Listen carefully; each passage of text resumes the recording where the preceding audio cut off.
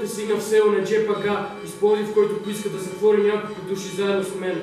Като бях известен за вашето решение, станал в оборското събрание, повиках няколко души юнаци и след като се въоръжихме, се отправихме към Конака, където нападахме и убихме Мюдюра с няколко заптие. Сега, като ви пиша това писмо, знамето се развява пред Конака.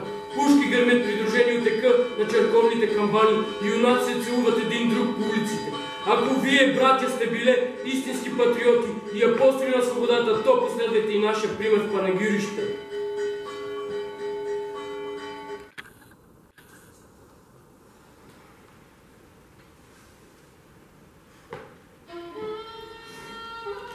На колене, любезен читателю, долу шапките. Напреден е Батак със своите развалини. Батак, славен и злочести Батак.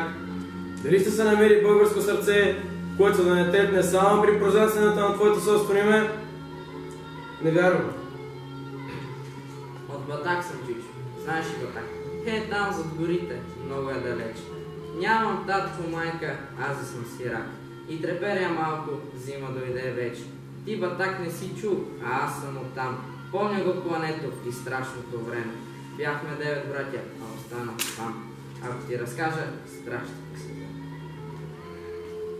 Перущице бедна, листона ге пой, слава, веша слава на чедата твой, на твоята пепел и на твоя гроб, дето храбро падна, васана ли роб.